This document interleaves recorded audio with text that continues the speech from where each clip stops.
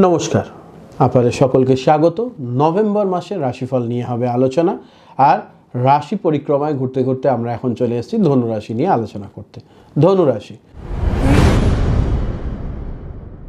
যেই রাশিটা 2024-এ খুব সাইলেন্টলি কাজ করছে, অর্থাৎ অগ্রগতির পথে এগিয়ে যাচ্ছে কিন্তু কাউকে সারা শব্দ করছে না।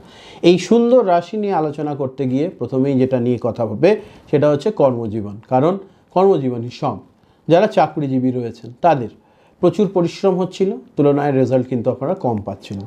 যেহেতু মানসিকভাবে আপনারা খুব স্ট্রং, তাই খুব একটা অসুবিধা হয়নি, চালিয়ে নিচ্ছিলেন। এবার বলবো 7ই নভেম্বরের পরবর্তী সময় কিন্তু আপনাদের জন্য খুব পজিটিভ এবং খুব সুন্দর একটা যোগ বয়ে আনছে, যেটার মাধ্যমে আপনারা কিন্তু সুন্দর ভালো ফলাফল পেতে চলেছেন। অবশ্যই এটাকে খেয়াল রাখুন।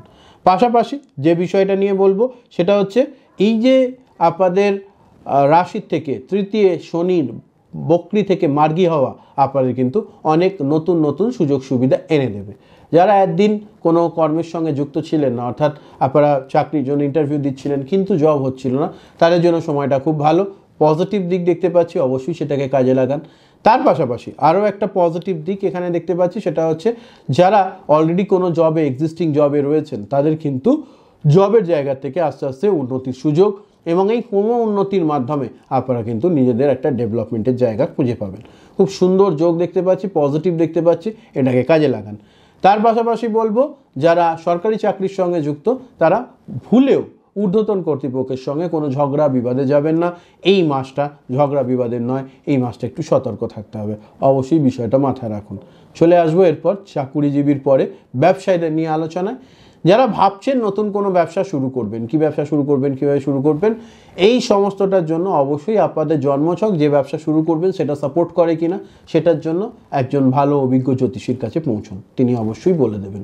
পাশাপাশি যেটা বলবো সেটা হচ্ছে এর সঙ্গে আরও একটা বিষয় খেয়াল রাখতে হবে, যারা ভেবে ফেলেছেন এবং জ্যোতিষীর কাছে সমস্ত পরামর্শ নেওয়া কমপ্লিট, তাদের জন্য 16ই নভেম্বরের পরবর্তী সময় কিন্তু নতুন ব্যবসা শুরুর জন্য খুব ভালো সুযোগ সুবিধা দেবে, এবং পার্টনারশিপ ভেঞ্চারের ক্ষেত্রেও আপনারা এগিয়ে যেতে পারবেন।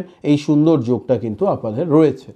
এরপর যেটা নিয়ে বলবো, যারা এক্সিস্টিং বিজনেসে রয়েছেন তাদের ক্ষেত্রে দুটো জিনিস খেয়াল রাখতে হবে, যে ব্যবসার বেশিরভাগ কাজ নিজের তত্ত্বাবধানে করবেন, এবং তার পাশাপাশি যারাই মনে করছেন এই ব্যবসায় আপনারা অগ্রগতি করবেন, ব্যবসায় এগোবেন, কিভাবে এগোবেন, কেন এগোবেন, এই বিষয়গুলোর ক্ষেত্রে চেষ্টা করুন পুরো কাজটাই নিজের হাতে করবার, আর চোখ বুজে অন্ধের মতন বিশ্বাস কারোর ওপর করবেন না, দেখবেন খুব ভালো ফলাফল পাবেন। তাতে আপনার গ্রোথ হতে একটু লেট লাগুক, কোনো অসুবিধা নেই, কিন্তু ধৈর্য ধরে এগিয়ে যেতে হবে, ডেফিনেটলি ভালো ফলাফল পাবেন।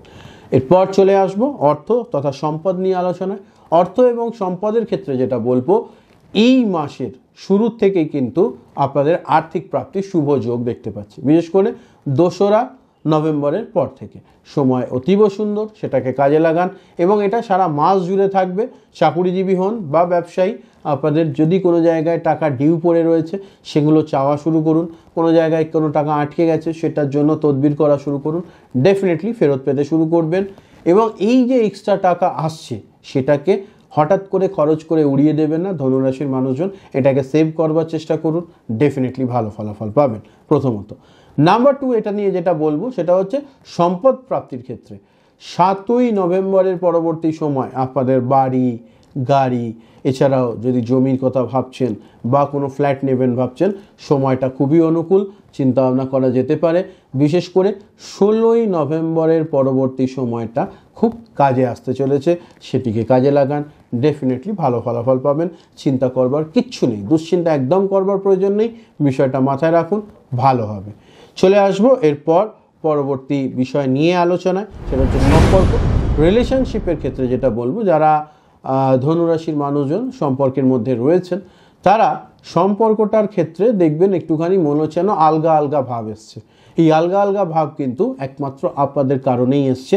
কারণ হচ্ছে যে সময় আপনারা ভাবছেন যে সম্পর্কটা একটা স্টেপ ওপরে নিয়ে যাবেন, সেই সময় কোথাও না কোথাও আপনারাই অত্যাধিক সন্দেহ করে সম্পর্কটার মধ্যে একটা ছিদ্র তৈরি করে ফেলেছেন। এই কারণেই কিন্তু রিলেশনশিপে এই ধরনের সমস্যা হচ্ছে। ফলে ভুল বোঝাবুঝিগুলোর অবসান ঘটিয়ে সম্পর্কটাকে ভালো করবার চেষ্টা করুন। যারা একদিন সিঙ্গেল ছিলেন তাদের জন্য বলবো যে আপনারা হঠাৎ করে আগ বাড়িয়ে কাউকে প্রপোজ করবার প্রয়োজন নেই, উল্টো দিক থেকে সিগন্যাল আসতে দিন, তারপর বিষয়টা নিয়ে চিন্তা ভাবনা করবেন।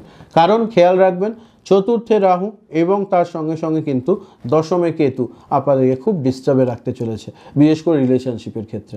অর্থাৎ এরা সাংসারিক জীবন হোক বা মানে বৈবাহিক সম্পর্কে যারা রয়েছেন তাদের জন্য, প্রেম সম্পর্কে যারা রয়েছেন তাদের জন্য, যারা সিঙ্গেল রয়েছেন তাদের জন্য। ফলে একটু সতর্ক, একটু ধীরে চলো নীতি। এতদিন সিঙ্গেল ছিলেন, 1 মাস আরও সিঙ্গেল থাকলে এমন কোনো মহাভারত অশুদ্ধ হবে না, বিষয়টা মাথায় রাখুন, ঠিক আছে? আমি এইভাবেই কথা বলি।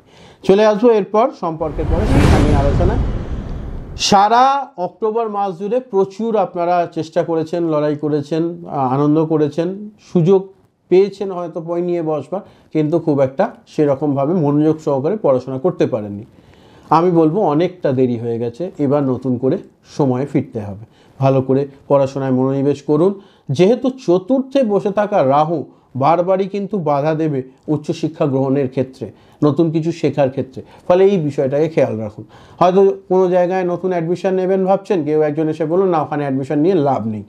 লোকের কথায় না শুনে নিজের মতন করে একটু রিসার্চ করে তারপরে এগিয়ে চলুন, ডেফিনেটলি ভালো ফলাফল পাবেন, টেনশন করবার কিছু নেই, বিষয়টা মাথায় রাখুন।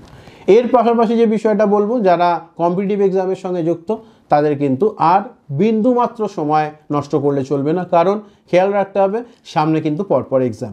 ফলে আপনাদের জন্য প্রচণ্ড অ্যাটেন্টিভলি পড়াশোনা শুরু করবার প্রয়োজন রয়েছে, এবং সেটা মাসের প্রথম দিন থেকে শুরু করতে পারলে সবচেয়ে ভালো। এটাতে খেয়াল রাখুন, মোটিভেটেডলি কাজ করুন। সফলতা কিন্তু এবারে আপনাদের একটু ভালো পরিমাণ লেখা রয়েছে, অর্থাৎ আপনারা যতটা চেষ্টা করবেন তার তুলনায় রেজাল্ট কিন্তু পাবেন। এটা একটা বড় ব্যাপার, বিশেষ করে পড়াশোনার ক্ষেত্রে, শিক্ষার ক্ষেত্রে। এবার চলে আসবে হেলথ নিয়ে আলোচনা। স্বাস্থ্যের ক্ষেত্রে যেহেতু চতুর্থে রাহু, ফলে পেটের গণ্ডগোল, উদরজাতীয় সমস্যা এবং তার পাশাপাশি মঙ্গল নিচস্থ থাকার কারণে একটু ব্লাড ওরিয়েন্টেড প্রবলেম হতে পারে। মহিলাদের ক্ষেত্রেও একটু পেটের গণ্ডগোল এবং তার সঙ্গে সঙ্গে একটু ঠান্ডা লাগা, অত্যাধিক পরিশ্রমে শরীর ভালো না যাওয়ার একটা সম্ভাবনা রয়েছে। এই বিষয়গুলোকে একটু খেয়াল রেখে চলুন। যারা এল্ডারলি এজের রয়েছেন তাদের কিন্তু ঠান্ডা লাগা থেকে একটু সতর্ক থাকতে হবে, কারণ হঠাৎ করে রাহুর কারণে মানুষের কিন্তু এই ধরনের সমস্যা হয়, সেটা খেয়াল রাখুন। আপনারা আশা করি ভালো থাকবেন, এগুলো মেনটেন করবেন। আপনাদের জন্য সুন্দর একটি টোটকা বলি, সেটা হচ্ছে প্রত্যেক দিন স্নান সেরে উঠে অবশ্যই গণেশজিকে দুর্বা অর্পণ করতে ভুলবেন না, নিশ্চিত ভালো ফলাফল পাবেন, চিন্তার কোনো কারণ নেই। এই বিষয়গুলো মাথায় রাখুন। চ্যানেল সাবস্ক্রাইব করে সঙ্গে থাকতে ভুলবেন না। ভিডিওটা ভালো লাগলে লাইক ও শেয়ার করে দেবেন। সকলে ভালো থাকবেন, সুস্থ থাকবেন। নমস্কার, হর হর মহাদেব।